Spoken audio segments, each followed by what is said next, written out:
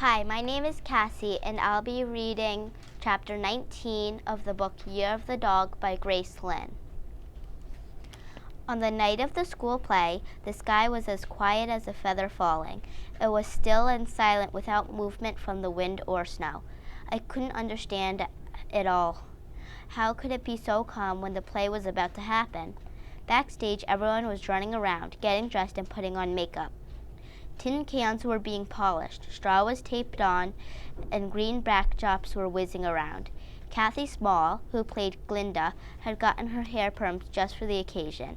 I didn't have much to do. I already put on my flowered munchkin apron and bonnet.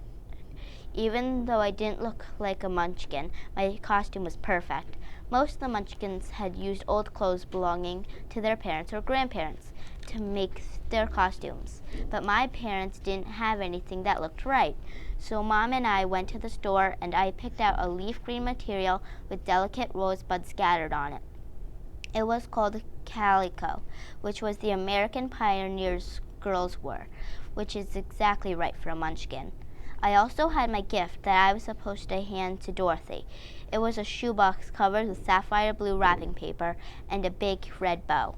It was completely empty. I could toss it in the air like a balloon, but that didn't matter because Dorothy never ended up opening it, which I didn't think was right. If I were given a gift from a munchkin, I'd open it right away. Melody and I watched everyone rush around. It was as if there was a hurricane happening all around us. This is why I didn't try out to be Dorothy, Melody told me. Too stressful. True, I said, but it's exciting too. When you're one of us without an important role, it's pretty boring. You've got an important role, Melody said. You're the gift-giving munchkin. Yeah, I'm giving an empty box, I said. Great present. Actually, Danny Dog has the biggest role out of all of us. Melody laughed. Danny Dog was Melody's stuffed animal. He was going to be Toto. Becky had volunteered Scruffy, but Mrs. Malone said a real dog would be unreliable. So Melody brought Fuzzy, chocolate-covered Danny Dog. Most of the time, Danny Dog was carried in Dorothy's basket, so he didn't really get to do much either, though one of the boys did bark off stage to give him a voice. Melody was dressed all in black. All the orchestra was dressed in black so they wouldn't be too obvious. Melody wanted to wear black makeup too, but Miss Malone said it wouldn't be necessary. Grace, Melody, Miss Malone said, get to your places. The curtain will go up in 10 minutes. Melody waved goodbye as she went to the orchestra pit, which was the area in front of the stage. I joined the other munchkins and thought about the play. First, Emma would be in her blue checkered Dorothy costume, which was made from tablecloth, talking to Toto, Danny Dog, and then the curtains would open and show Oz.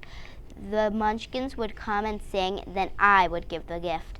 I knew Mom was right, and probably everyone was too busy thinking about their own parts to wonder why there was a Chinese munchkin, but I still worried. Would they laugh and whisper? I heard clapping from the audience. It was loud. That meant that there was probably a lot of people. I tried to smooth out the wrinkled wrapping paper on my gift. Miss Malone beckoned us, and all the munchkins filed through the door and went on stage. Never before did the stage feel so big. I was glad there were other munchkins in front and in back of me. Emma looked so much like Dorothy with her braided hair and blue and white dress that I forgot for a second that I was in a play, and I thought I was watching her on TV. The orchestra played and the munchkins began to sing. As soon as the song was over, it would be time for me. I opened and closed my mouth, but no words came out. I just looked at the space between Dorothy and me. How many steps would it be? 10? 14? Suddenly, one of the munchkins nudged me. Grace, one of the munchkins hissed. Go. It was time. I walked forward, and there was a bright spotlight on me. I tried to look into the audience, but I couldn't see anyone. I didn't hear anything except for my own breathing.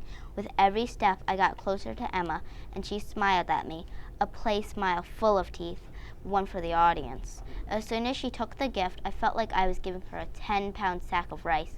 I curtsied like we had practice, and as I looked at my shoes, I heard thunder. It was applause for me. No one had laughed or whispered about a Chinese munchkin at all. I smiled into the bright light toward the audience as I headed back to join the rest of the munchkins. The rest of the play floated by like a soap bubble. Once I looked down at the orchestra pit and saw Melody making faces at me. I didn't dare make one back at her, but I couldn't help but laugh. I pulled my bonnet over my face so no one could see. After Dorothy clicked her heels 3 times and the play was over, everyone lined up for a bow. The audience gave us a standing ovation. That meant we must have been really good. I bet I had been the best gift-giving Chinese munchkin ever. The key word is munchkins.